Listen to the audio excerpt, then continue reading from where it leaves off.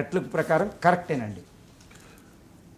MG రావు గారు, నెహ్రూ అప్పుడు దలైలామాకు ఆశ్రయం ఇచ్చారు. ఆ తర్వాత వచ్చిన ప్రధానులు కూడా దలైలామాకు ఆశ్రయాన్ని కొనసాగిస్తూ ఉన్నారు, నెహ్రూ విధానాన్ని అనుసరిస్తూ ఉన్నారు. ఇప్పుడు మోదీ కూడా అదే చేస్తూ ఉన్నారు. కారణం ఏంటి? దీని అర్థం ఏంటి? సింపుల్ అండి. నెహ్రూ టు మోడీ, నెహ్రూ నుండి మోడీ వరకు పనిచేసిన 14వ ప్రధాని అంటారు. అంటే 1947 నుండి 1959లో నెహ్రూ టైం నుంచి దలైలామా వచ్చినప్పటి నుండి ఇప్పటి వరకు 14 మంది ప్రధానులుగా పనిచేశారు. 14 మంది వ్యక్తులు, ఎంతమంది అయినా. అంటే గత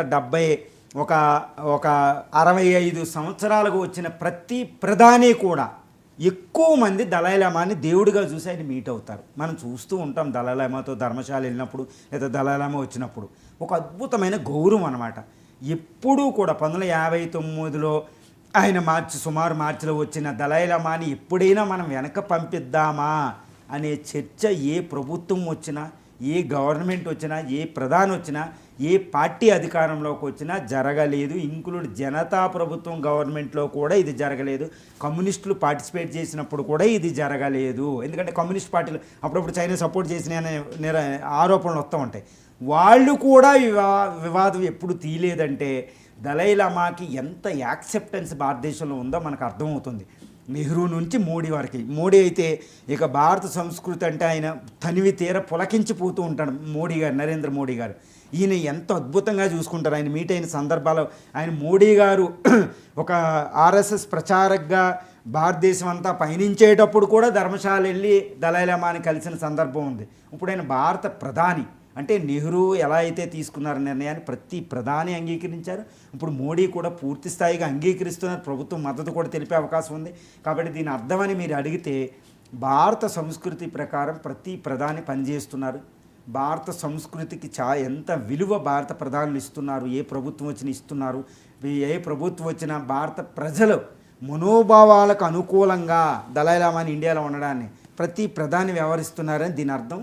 అంటే భారత సంస్కృతికి మూలమైన అతిథి దేవో భవ, ఒకే తత్వమసి, ఋగ్వేదాలు, ఈ వేదాల కాలం బుద్ధుడు, బుద్ధిజం చేసిన కృషి 563లో పుట్టి, లుంబినిలో పుట్టి కుషీనగర్ 480 వరకు ఆయన జీవించిన కాలం, బుద్ధుడు భారత సంస్కృతికి చేసిన కృషి, అంబేద్కర్ రాజ్యాంగంలో ఈరోజు భారత సంస్కృతి కోసం మాట్లాడితే రాజ్యాంగం అంటే బుద్ధుడు ఉన్నాడు అన్నట్టు అనిపిస్తుంది అనమాట ఈ రిజర్వేషన్ ప్రాసెస్.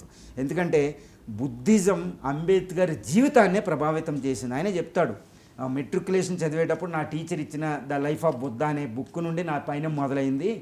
నేను అస్పృశ్యతను పోగొట్టడానికి బుద్ధుడు నాకు ఆధారం అని బుద్ధిజంలోకి 4 లక్షల మంది ప్రజల్ని 1956 అక్టోబరులో 4 లక్షల మంది బుద్ధిజంలో జాయిన్ చేస్తాడు. బుద్ధుడు అనేది ఒక అత్యున్నతమైన దశావతారంగా పూజిస్తాం. ఈరోజు ఇండియా చూడండి, ప్రతి ఇంట్లో కూడా బుద్ధుడి బొమ్మ ఉంటుంది. ఎన్నో గిఫ్ట్లు ఇచ్చుకుంటాం. బుద్ధుడిని దేవుడిగా చూడం, దేవుడికే దేవుడిగా చూస్తాం. ఎలా చూస్తారో అంతటి శక్తివంతమైన మంచి ఆరాధకుడుగా మనం చూస్తామన్నమాట. దాని ప్రభావమే భారత ప్రధానులు ఉంటాయి. ప్రజాస్వామ్యం కదా, ప్రజల మనోభావాల ప్రధాని. ఇదంతా ప్రతి ప్రధాని వ్యవహరించారు. ఒక అద్భుతం.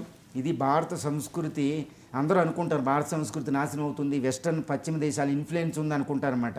ఈ దలైలామాకి ఆశ్రయం ఇవ్వడంలో, అతిథి దేవో భవలో మన భారత సంస్కృతిని భారతీయులు, భారత ప్రధానులు, గవర్నమెంట్లు ఏ పార్టీ వచ్చినా ఎలా గౌరవిస్తున్నాయి ఇది ఒక ప్రబల ఉదాహరణ అనమాట. భారత సంస్కృతి విచ్ఛిన్నం అవడంలే, నాశనం అవడంలే, ప్రబలుతుంది.